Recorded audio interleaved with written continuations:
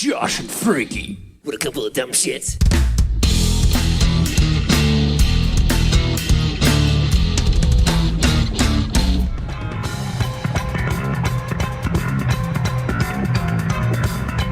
Hello, Primates! You found Primus Tracks. Congratulations! I am Josh, and of course you can find us at Primus Tracks on Instagram, on Threads. There's a Facebook page appropriately titled Primus Tracks. Primus Tracks Pod at gmail.com is the email address. And joining us from the 17 and a half floor of Primus Tracks Towers, he decided to only climb halfway up today. It's Frankie Berestein. Hi, Josh. Hi, patrons. Hi, listeners for Primates. It's a momentous day, Frankie. We are wrapping up the 2023 Frog Brigade experience. 57 shows in Extravaganza. May. Oh, extravaganza. Well, I better put on my party hat.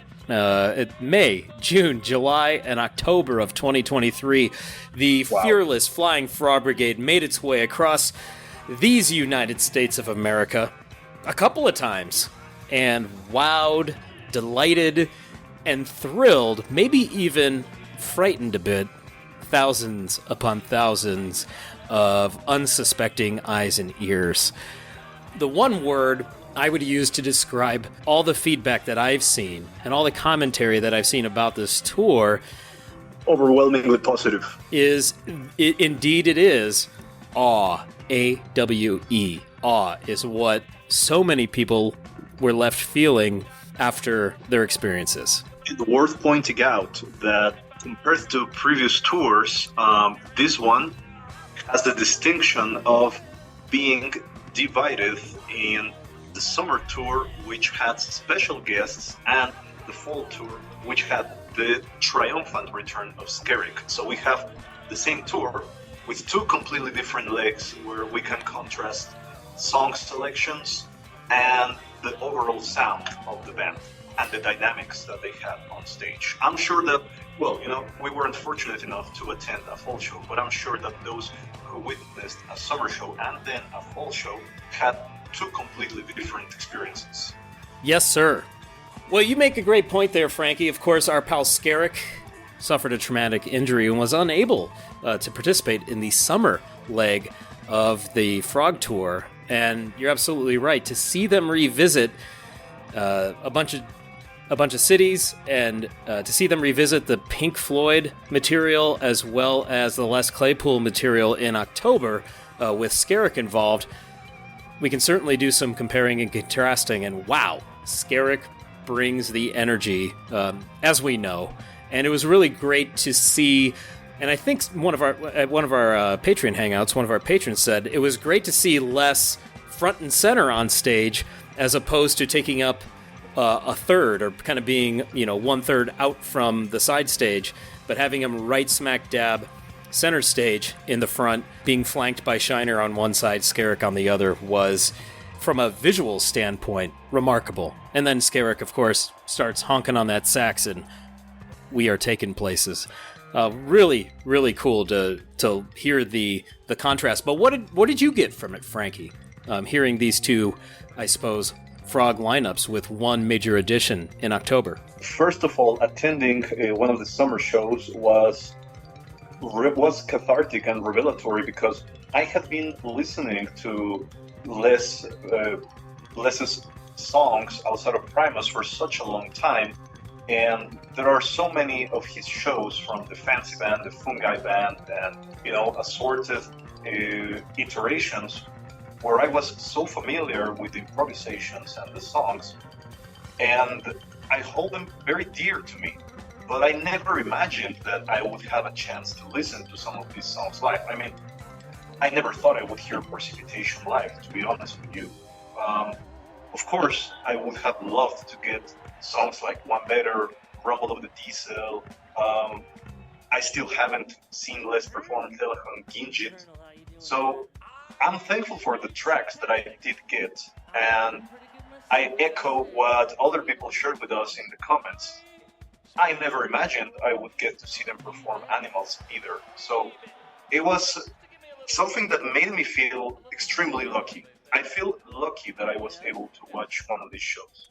Frankie, I actually had to go back to my previous Frog Brigade experience in July of 2001 to see what I'd gotten then, and then I did get a Thala way back in '01, as well as Highball with the Devil, Space Odyssey, Cosmic Highway, and Whamola. So I got lucky. I did get another Whamola 22 years later. Very fun to revisit that track. Did not hear the other four, which is totally fine. But speaking of these tracks, especially Thala, what a great batch of covers we received from the Frog Brigade. Of course, the entire idea behind the tour was to bring back Pink Floyd's Animals, which is how the Frog Brigade really got its start at the turn of the century. That was the centerpiece. What I really enjoyed is that it became the actual centerpiece of the show. We got 3 or 4 less tracks and a random cover first, then Animals in its entirety, and then a whole bunch of less songs afterwards. Quite often, Precipitation followed Animals, which to me just marked that contrast in reverence for Pink Floyd and then the irreverence of much of Les's music, because Precipitation is honestly one of his goofiest tracks. And so I really enjoyed the contrast of the magnificence of Animals with the ludicrous nature of Precipitation. Other than Animals, Frankie, the Frog Brigade performed Thala Hunginji by King Crimson, although they took that one off the list while touring with Adrian Belew and Jerry Harrison. Out of respect. Yes, of course. They're going to let them have that one. We did get a few iterations of Tomorrow Never Knows by the Beatles. I may have missed a couple other covers from the summer, Frankie, but come back around into October, we had what I call the Skerrick specials. We got Mirror in the Bathroom by the English Beat, possibly a tune I had never heard before. It didn't sound familiar when I dialed up the original. And One Step Beyond, which is a resurrection of a Frog Brigade favorite, originally by Prince Buster, but also covered by a band called Madness. I believe Madness is the version that we are most familiar with. I'm sure that's the one that most people would be familiar with, yes. And Madness is a terrific band, by the way. Not one I have explored, so it's worth my time, you're saying? It is absolutely worth it. Writing that down. It's got the Frankie seal of approval. Madness. Wow. Well, I've been saying Thala Hunginjit for 20 years, so I can't switch to Jinjit or whatever is supposed to be the right pronunciation. That's why I just say Thala. I don't want to go that far and spark controversy with the linguists. Boy, oh boy. And I call those Skerrick specials because they have some fantastic horn parts, specifically saxophone, and it's as if Skerrick was born to play these parts. And I do wonder, Frankie, if these two were on the menu before Skerrick had to withdraw from the summer tour. I would imagine yes, but we don't know. So that's another of those great mysteries of the Frog Brigade. I would imagine so as well. But I mean, you can't have One Step Beyond without a saxophone player. They could have used one of the guests that they had with their revolving door policy of the summer tour, but I don't know. I guess they thought it just didn't feel right without Skerrick, because it was one of the fancy staples back in the day. Yeah, it was played fairly commonly, I believe. It wasn't too rare back then. They would bust that out quite a bit. For those of you that haven't heard the originals, let's sample them. I'm actually going to play the Prince Buster original of One Step Beyond. This is from 1964. And this is what gets me, Frankie. This is 1964. So this had to be some kind of groundbreaking music. You know, there were some hip cats and hip people in 1964, but were they this hip? One step beyond.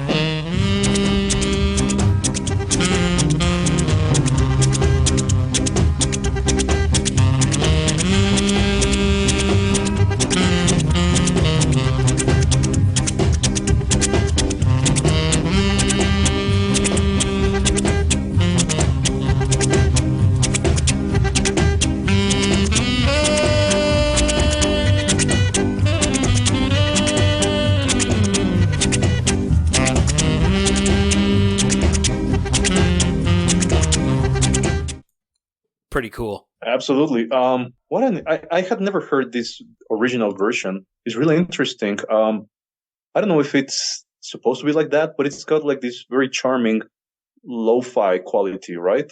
Depending on where you were and what you were recording on, especially in the 60s, it's probably going to have that sound to it. That's a good point. And this could have been recorded in mono on, lower end equipment or what was modern at the time. But it does kind of have that feel to it. And as you mentioned, Madness, a band worth my time to check out, covered this tune.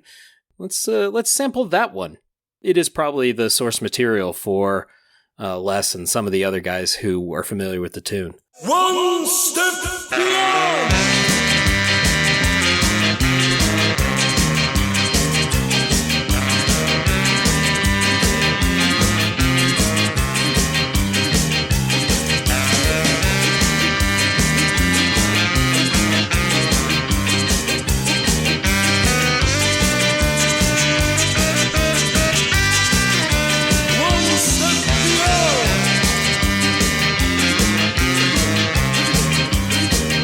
I can see where they're coming from on that one. They up that tempo a little bit. It's got that more modern sound. Yeah, typical Madness for you right there. Great energy to that track from Madness, covering Prince Buster. But you know what? The original is great too. I quite often prefer the original, depending on who's the original artist and who's covering it, of course, because I have my own biases. But both versions are really fun to listen to, and they have that madcap quality to them, but they also have that ska reggae feel, which is really interesting because that really took over the English pop scene for quite some time, that styling, from my understanding. And I will say my understanding is quite limited of the English pop scene, Frankie. Other than I have learned that quite often when there are efforts to put a certain song to number one, or if there's a very annoying song that's at number one, the population will rise up and choose a different song. I can't remember the particular situation, Frankie, but I think just a few years ago, there was a very, very annoying song at number one on the British charts, and then the people went out and voted for Killing in the Name Of by Rage Against the Machine, and it displaced this annoying pop song as number one on the charts, 25 years after Killing in the Name came out, which I thought was pretty funny. I think you're right. I think I should check out Madness. I'm going to go down that rabbit hole. The other tune is Mirror in the Bathroom by the English Beat. And boy, if we weren't talking about ska and reggae roots before, check out this one.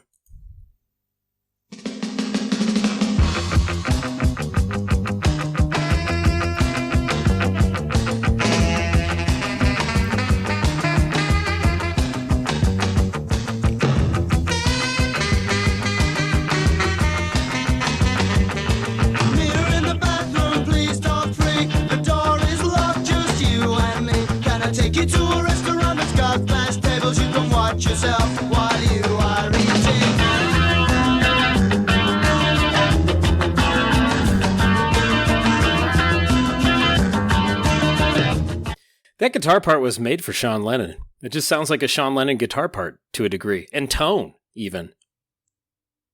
It's got like this new wave quality about it, right? Right, yeah, and it's rooted in that ska reggae, but it's got that new wave quality to it, which is fascinating. Great track. Really upbeat, really fun. We won't explicate those lyrics. I thought it was a joke about cocaine. I don't know. I could be wrong.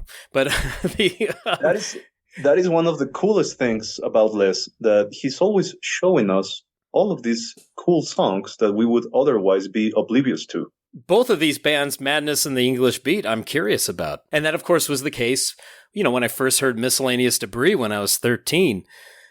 Pink Floyd, The Residents, Peter Gabriel, and the Meters. I was interested in all of those. XTC as well. So really interested in all 5 of those bands after hearing Miscellaneous Debris. Yeah, so it's because of Les that I heard the entire XTC discography. You've consumed the whole thing. Yeah, quite a few years back. It was really, really interesting, and I've got Les to thank for that. I was familiar with Peter Gabriel prior to listening to Primus, but with the commercial side, I was not familiar with these kind of eerie songs like Intruder and Family and the Fishing Net. So that's another thing I got to thank Les for. I would say, yeah, I knew Sledgehammer for obvious reasons, and that was about it. Yeah. A question about XTC, actually, Frankie. How representative of their work are Scissorman and Nigel? Those are like two really great tracks, but their discography is all over the place. They tackled all kinds of things and styles. And I mean, what is interesting about their records is that some of them could be classified as pop music, but the lyrics are so complex and the arrangements are so interesting that you have something similar to what David Byrne calls concrete music. Concrete, like the building material, because it's so dense and it's so difficult to get into, but it's worth it. I mean, I would call it very sophisticated, very complex pop music. I haven't heard much beyond those two originals that Primus has covered. We should also, of course, hype up some of these originals that made their way into the sets. The band represented Purple Onion, Of Whales and Woe, Of Fungi and Foe, Bucket of Bernie Brains, Live Frogs 1 and 2, with many of their selections, all of which will be available in the Adverse Yaw box set, Frankie, coming up. It's almost like a promo tour for that box set, which hadn't been announced until right before the October run. I had not thought about it that way. Yeah, they were playing tunes from all of those. And of course, the biggest surprise on the October run would be Thai Noodles. Without question. When we heard tell of Thai Noodles, I immediately had to make that I Want to Believe poster with the bowl of Thai Noodles meme stupid thing on it and send it to you, because you have been craving Thai Noodles for years. So your reaction when you heard that tune? Mind blown, absolutely blown, all over the wall. I couldn't believe my ears when Harry said that it had been rehearsed. And then when they teased it during one of those first shows in October, I was on the fence because, sometimes things get teased and it goes nowhere, but sometimes it actually evolves into a full track. And in this case, it was interesting how some attendants were lucky enough to get the full bowl and others only got the cup, which transitioned into this diner. But I mean, anyway, both are absolutely worthy of witnessing. Really cool of them to open up that vault and play some Bernie Brains material without Bernie, for obvious reasons, and without Bucket. Yeah, that's a band that we are never, ever going to see live again. So the closest that we'll get would be Les performing those songs with other people. And I would count myself lucky if I got to see one of those tracks. I think I'd also count myself a bit frightened if I had to, say, play a Bernie Worrell keyboard part or a Buckethead guitar part. Yeah. That sounds intimidating. But they all acquitted themselves well on the recordings I heard of Thai Noodles. Really, really cool. And they ended up playing it a handful of times. Do you have a number on that one? How many times they busted out? I'll tell you in a bit, but I just wanted to say, no disrespect to Sean, because he's an incredible musician. But if we learned something from this tour, is that Todd composed some incredibly intricate guitar parts. Of course, Frankie is referring to the track Riddles Are Abound Tonight from Sausage, which was also surprisingly included in the sets in October. We should also, of course, mention that Holy Mackerel was represented quite commonly throughout all of these sets. But going back to Sausage and the Riddles track, you're absolutely right. It does show how individualistic Todd is as a guitar player, because I think during some of the stage banter or just during the songs, Les had to kind of pause and check in on Sean and say, "You doing all right over there?" And I think exactly. I think I did hear some talking from Sean that he's just said, I don't play like this. Not many people do. I would say nobody plays like that. Todd is brilliant. He's out of this world. Byzantine, strange guitar part, and that's part of its beauty. And Sean was brave to take it on, and they powered through it a whole bunch of times. So good on him for trying. I can't judge his playing because I just know for a fact nobody plays like Todd Huth. And if I tried it, it would be an abject disaster. So good for you, Sean, for going for it. But We should just then we should recognize the depth and breadth of what the Frog Brigade brought us over the course of 57 shows throughout this year. And you're right, Frankie. Many of these performances, mind-blowing. I'm going to share with you a couple of my highlights, and then I'm going to turn it over to you. I wrote down 3 things. 1, Skerrick, obviously a highlight. Skerrick. Frankie's favorite pronunciation of all time. Unless, back in the day, Les would say ski rack or skay rack, or he'd say it every way you can imagine. I also wrote down Thai noodles, obviously. And, but the other thing I wrote down was Animals itself, I thought was a highlight. This band, and Harry pointed to it too, and of course he had his own biases, having played Animals for years and years and years before even joining the Frog Brigade and playing with them. But he said that they really had it down, and that group of 5 that played it this summer just were really strong. And I agreed with that assessment, given what I've heard on Live Frog Set 1 over the years, but then going to see this iteration of the Frog Brigade play it, it was really tight. It was really well done. Mike Dillon was kind of the unsung hero there, providing more layers and depth with his percussion and marimba and vibraphone. Sean Lennon playing those guitar parts, chef's kiss. Especially the talk box. My God, that was so fun to watch. So really cool. Sean really stepped up to the plate for those tunes. And the last thing I wrote for my highlights, Hendershot. I just love Hendershot live. And it's so crazy that they had A. Waters performing Animals with them. How much closer to the source material can you get? Roger's busy, but you got a Harry. That's pretty good. What were your highlights, Frankie? You're a thoughtful guy. You usually think outside the box or go deeper than the average concert goer or fan. So what are you pulling out for highlights from this tour? I'll grab a page from your book and say Mike Dillon is indeed an unsung hero.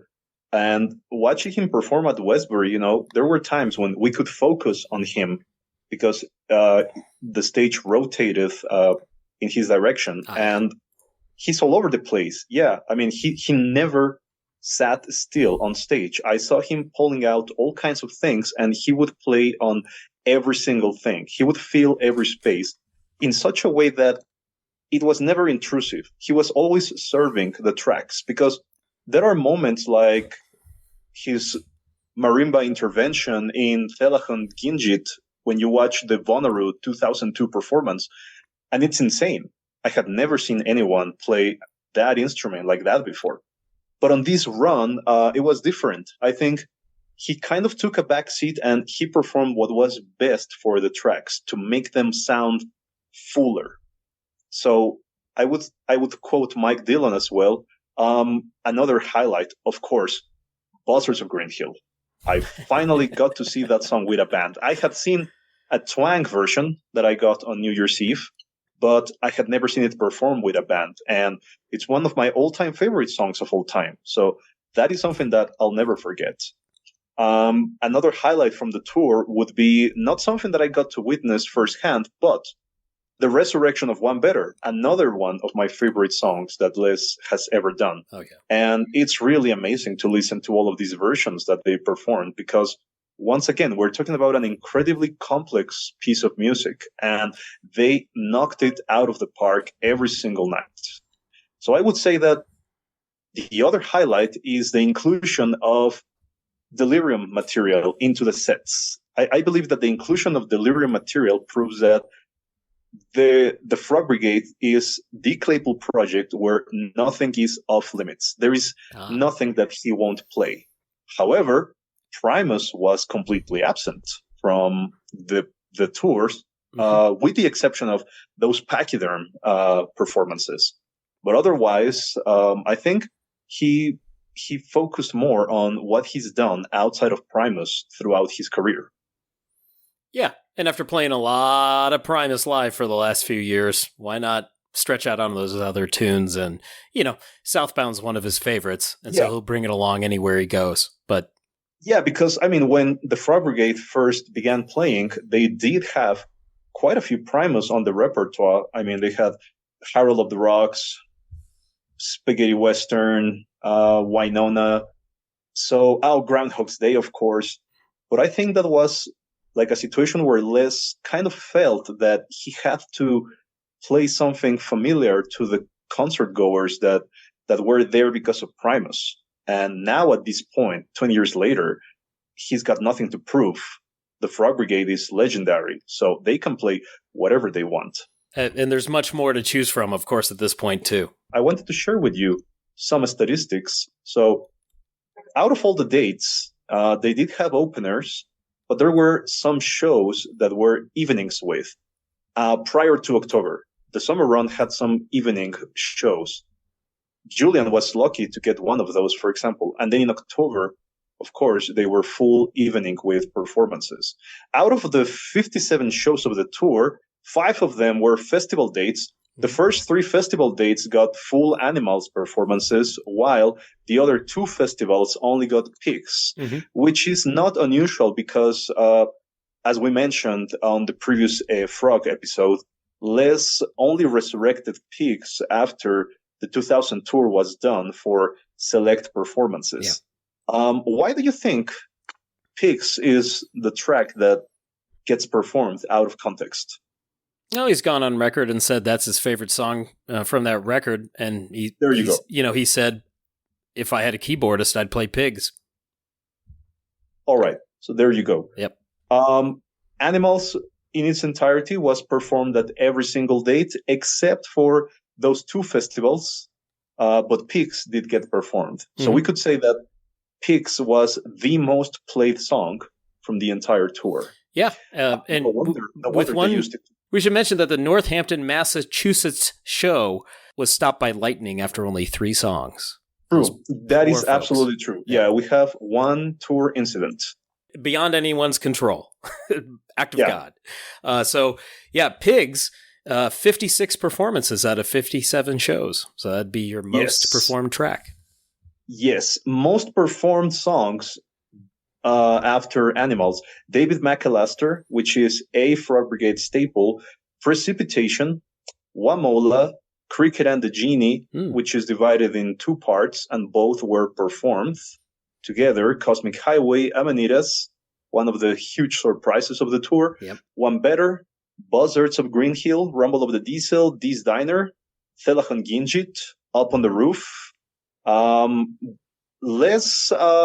Less performances, but still a handful. Blood and Rockets, David McAllister too.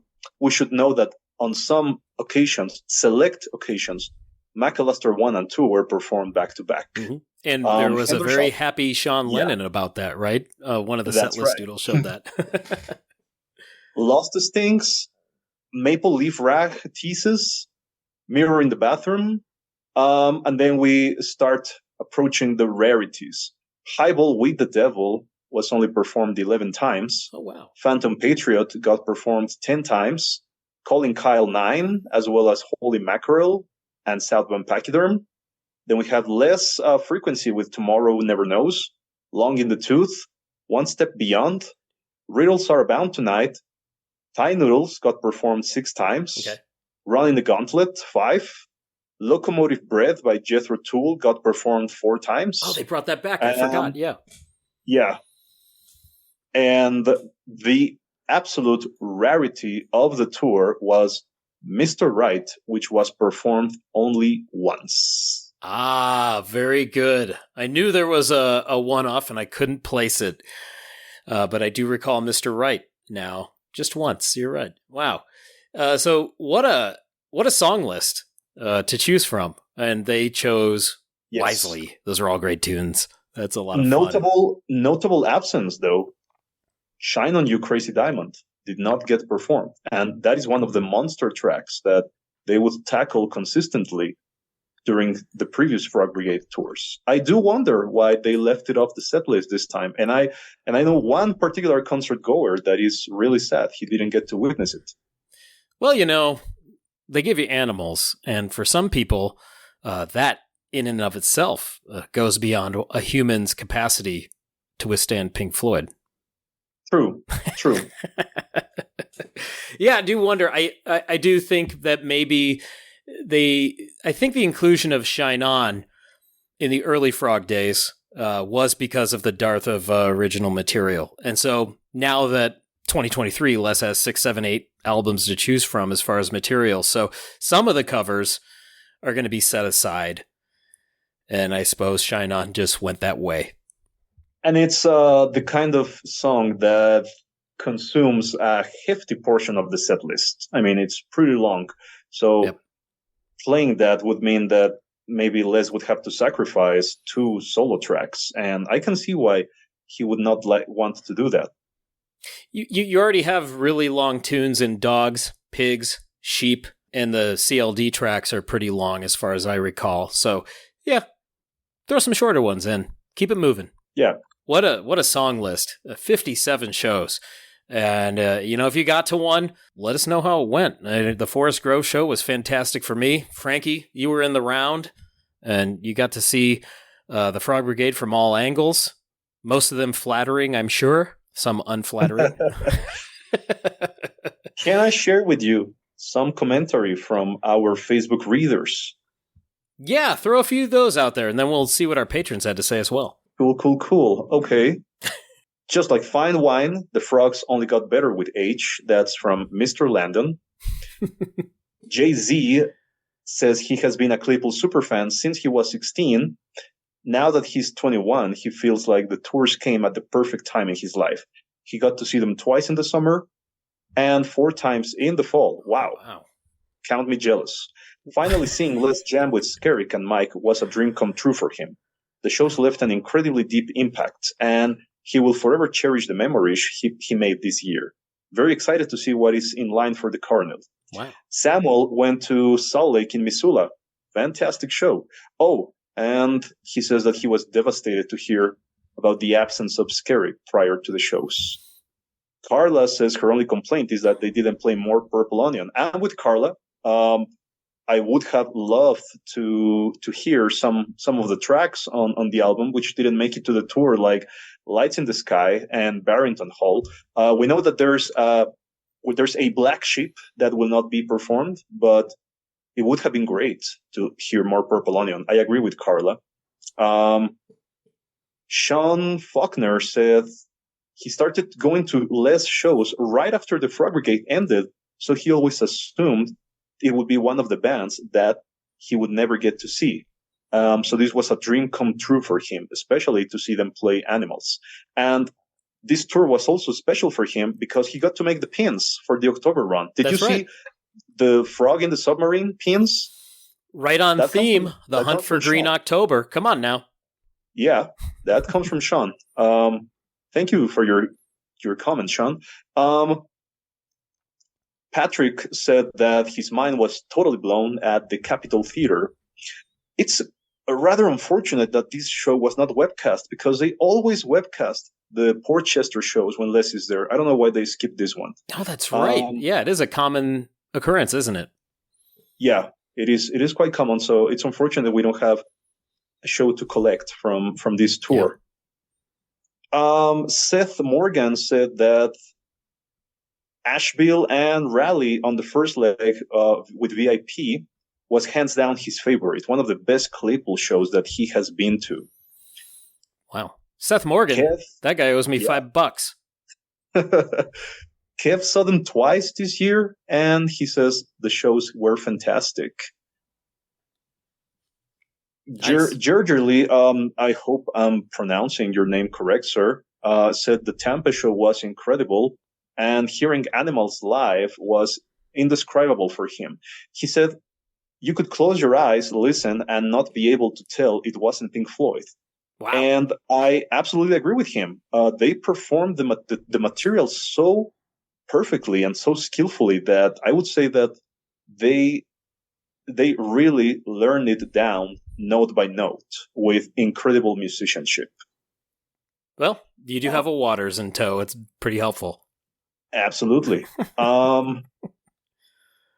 Jeff said that San Diego didn't get Skerrick, but he was still blown away. Might have been a good thing because it let Harry shine with his contributions throughout the show.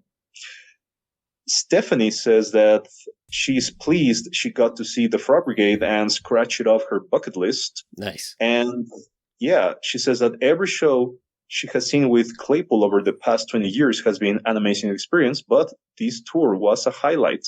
Our good friend Joey Clark said he had a blast in Dallas, and Josh Keithley said it was an epic tour.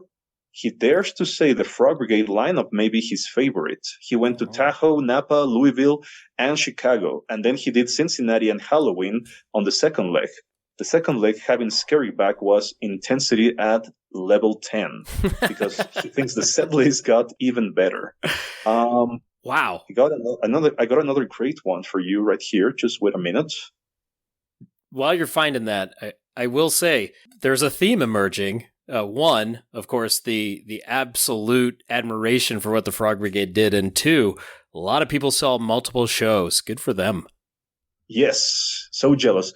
Joseph got to catch the tour in Columbus, and he won the trivia. He got his waffle maker. He's getting his waffle on right now. And even though photos were off limits during the trivia nights, Cheney was kind enough to email him a photo of him at the VIP, and it's a really wholesome image. Thank you for sharing, Joseph. Luke left a wonderful comment. He says that he took his 11-year-old Keith to Philly. He's a Primus fan, but not super familiar with the Frog Brigade. And they got there early and ended up second row, directly between Sean and Les. At the end of the first set, his child turned to him and said, "That is the greatest show I've ever seen." And Awesome. He has seen quite a few Claypool shows, so he knows his stuff at this point. Could you imagine, Frankie, being a 10, 11-year-old kid and you've already seen Claypool 6-7 times? That is, what a wholesome life. Living the dream, kid. Life. You have no idea. Absolutely. And finally, I got some great insight from George Sullivan, who said he went to Peach Fest on the first leg, and then BK, NJ, PA, whatever those acronyms mean, on the second leg with Skerrick. Each show was incredible and different, even if they played similar songs.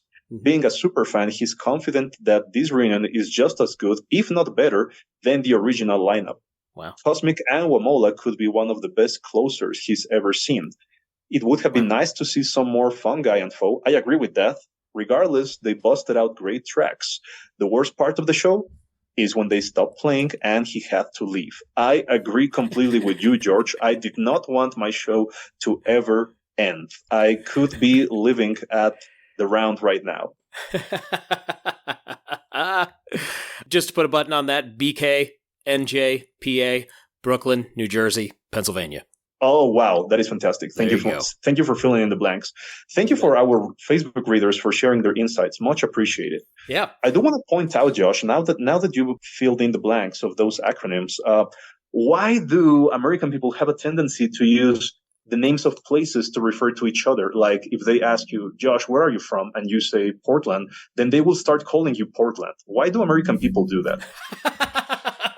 This is really funny that you say this, because when I was a little boy, I was visiting my grandparents in New York State. My gramps had this, well, not really a friend, but there's this guy named Freddie. My gramps said, "This is my grandson Josh. He's from Iowa." And Freddie said, "Hi, Iowa. How are you?" And so from a young age, I experienced that.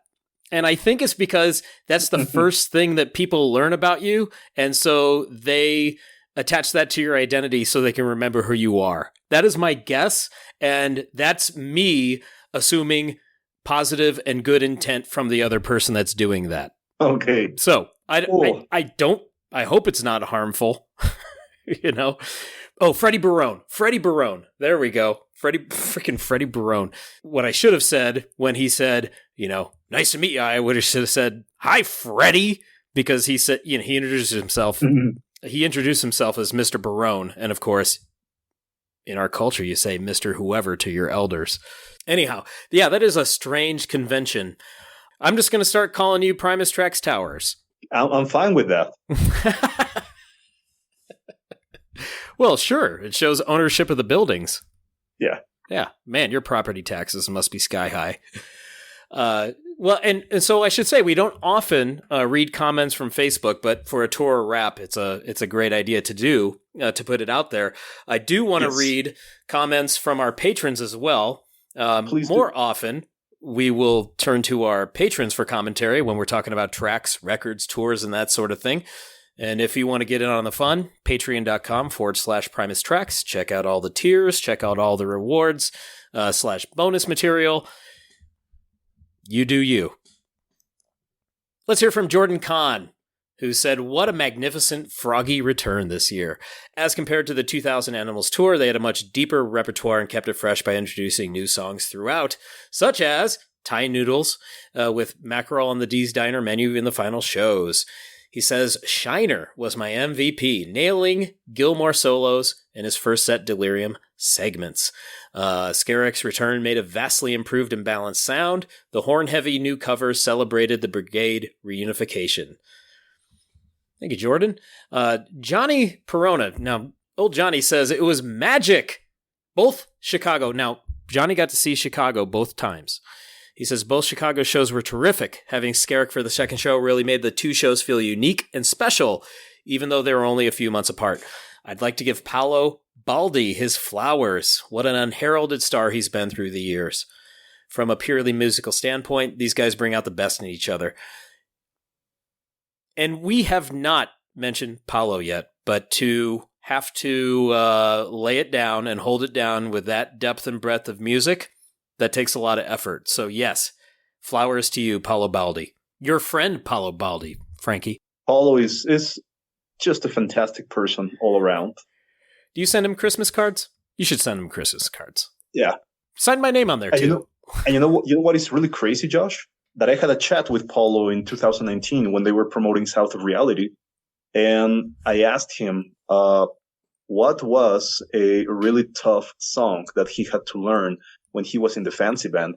And he told me, there's this brain track that I could never wrap my head around that he said they had to do with the fancy band. And I said, do you mean Thai Noodles? And he said, yeah, that one.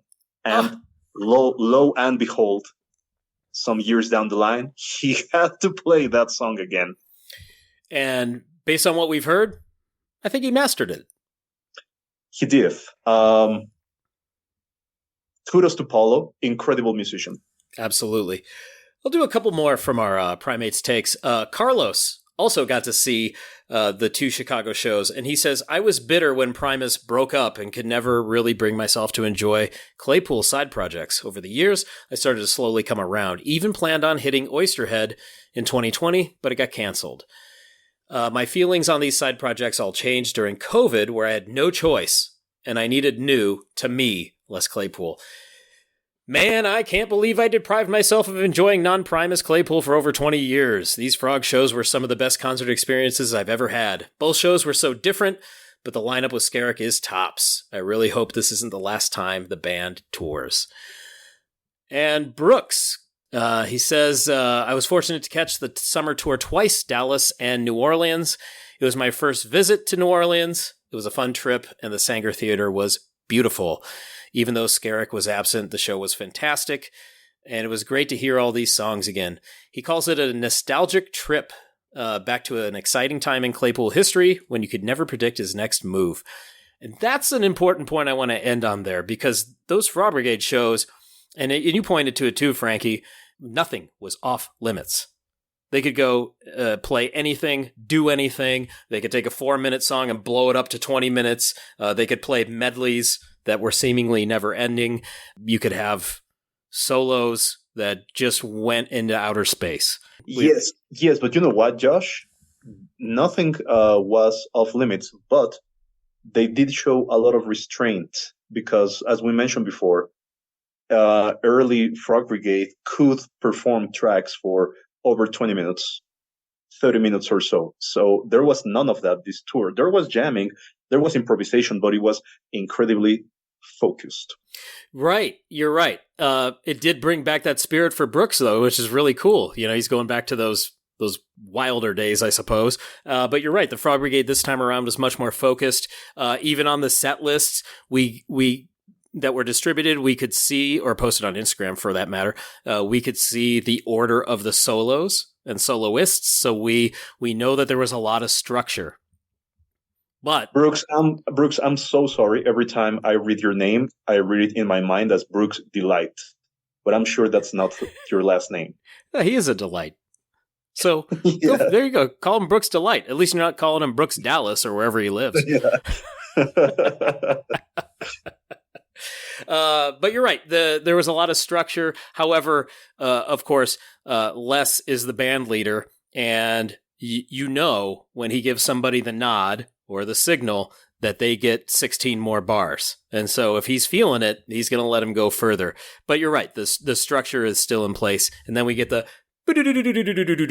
so we know that we're going Exactly. back to verse or Legendary. whatever it might be. Those are our Primates takes. Thank you all for your thoughtful posts. There was a really long one from Trish.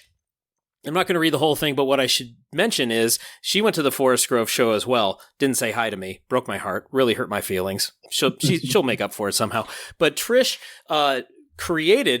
made some frogs. Was able to talk to a young man who said, I'll get these to the band. And they ended up on stage on some amplifiers and other services. And they were on stage, as far as I know, for the rest of the tour in the summer. Crochet frogs? Yeah, she put them together. I don't know if they're crocheted, knitted, sewed. I'm not entirely sure. They are beautiful. They are outstanding frogs. And I hope that they continue to go on the road with their individual owners. Trish made a really nice post about that on Patreon. Maybe I can make that public for people to read. That would be fantastic. Thank you for posting, Trish. It's so amazing, Josh, how women will bring these handmade, wonderful artifacts to the tour, and people like you and I will bring our nerdy trivia. Yes. Yes. Do you think any guys sit on the porch and just whittle weird objects to try to hand off to the band members? I've never seen any guy arrive to a show with something like that to hand out to Les. Yeah. No, you know what they show up with, Frankie? They show up with drugs. Oh, yeah. That's what the dudes show up with. Yeah. That's about it. At the shows I've seen, at the VIPs I've attended, I have seen women that bring up art or crafts or things that they made for Les. I've never seen a guy do it. I don't know. Maybe somebody should break that stereotype and hand make something for Les. Getting the sewing machine out tonight. Make him a onesie. With that in mind, Frankie, we should put the wrap on the Fearless Flying Frog Brigade's 2023 tour. 57 shows. 56 if you don't count the one that was canceled. 3 tracks in. What an experience. And hearing from all of our listeners who had wonderful things to say about the shows, maybe we'll get the Frog Brigade back again sometime. It was met with just rapturous reviews. Yeah, and Les has already done extravaganzas where multiple bands perform. So imagine a night of Frogs and then Primus, or a night of Frogs and then Delirium, or vice versa, or all three. That would be face melting for sure. We will see what comes down the pike. So I'll say this to the Frog Brigade: go take a nap in the pond. You've earned it. You've been tracked. Next time, Frankie, it's Oysterhead time. Little faces keep no track of time. Neither do we. We're far over. I have to go. Later days. Willie Mays.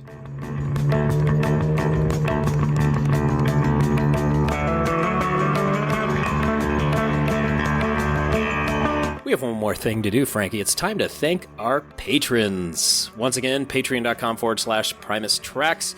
You can see all the wonderful tiers of support there. And a huge thank you to all our supporters, past, present, and future. We honestly do. Those are tiers like in the levels.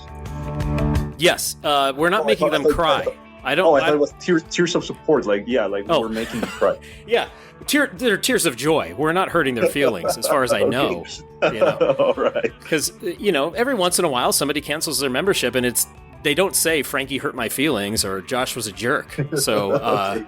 On their feedback. So I think we're doing good by our patrons. So we should thank all these wonderful people by name. And I'll start at the top. I want to thank Matt Ray, our latest I want to thank Matt Ray, our latest patron. And there's a nice person who is going to make me say this username, Frankie. Deluge Nuts. Thanks, buddy. Okay. I know who that is. Frankie, come on, use your imagination as to what that actually means, or could be interpreted as. But it reminds me of my favorite trivia team name, which we inflicted upon a trivia host once, because, of course, they read the trivia team names off when they do the scores, Frankie. And if you really want to annoy the trivia host at your local bar, pub, restaurant, what have you, name your team, I wish this microphone was a penis. Okay. Frankie, they're holding a microphone when they say it, you see. Yeah. Yeah. Okay. Just making sure you understand. Yeah. Maybe it's not as funny as I think it is. Who hopes? That's awful. Let's thank Jordan Kahn as well and his great commentary. Matt Cratchley, Trish, thank you. Bo Campbell, thank you for your generous support. Stephen Mack, thank you so much. Eric in Australia, haven't heard from him in a while. Hopefully Australia is still there. John Gatwood, thank you so much. Tamby Meatfoot, Brooks Deal, you're a delight. Ryan Reskin, Bruce Delight. Joseph Pebbler, Key Dog, thank you for your support.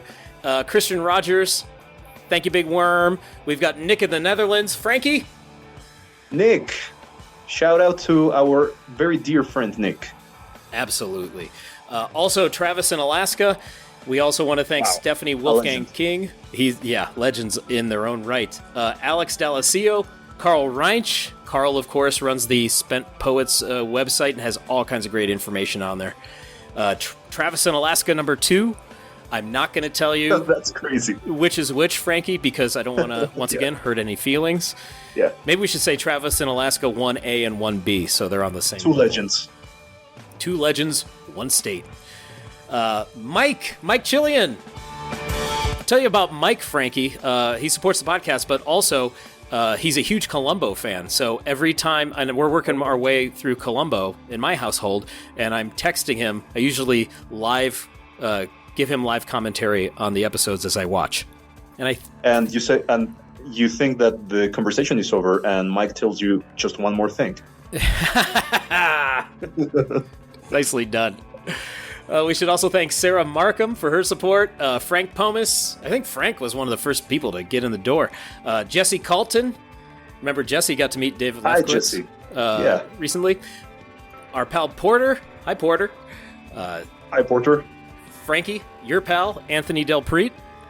Anthony, legend. We're also going to thank the Cretin. A bullboard legend. A bullboard staple. Provider of set lists. Incredible guy. So many legends, man. I don't know how we So many legends here, yeah. We also have John Shreve to thank. Johnny Perona in the wonderful city of Chicago. Mr. Funknificent. Juhani Coho, Stephen Stang, thank you very much. Chris, Simon Altman, also in Australia, and he's got the best attendance record for our Hangouts, despite the time difference. Good for him. Yes, he puts in the effort. Simon is legendary. He doesn't mess around. He ignores his family to hang out with us. Exactly. We should also thank Mike Tuckerman. We had a nice talk with Mike a while back. Sculligan Val, Chris Gentile, thanks to Keith Thompson, thank you to Kevin, Amber Porter, and El Patron Numero Uno, Carlos Arizmendi. Carlos. What a lineup, Frankie. Lineup of legends. Every single one. Thank you all for your continued support. I cannot believe there are women in there. You know, I've been on this earth for quite some time, Frankie, and women continue to talk to me, and I still don't get it. Different strokes for different folks. Mysteries of the universe. All right. Thank you, patrons. Thank you, primates. However you support this podcast, it could be through Patreon. It could be spreading the word on social media. It could be sharing episodes with people who might like it. It could be just letting the ad roll play at the end. We thank you. It is much appreciated. Absolutely. We cannot thank you enough. And here's to many more years of Primus tracks. And we do hope that our run through the Grand Pecking Order album will give you a new perspective on this album.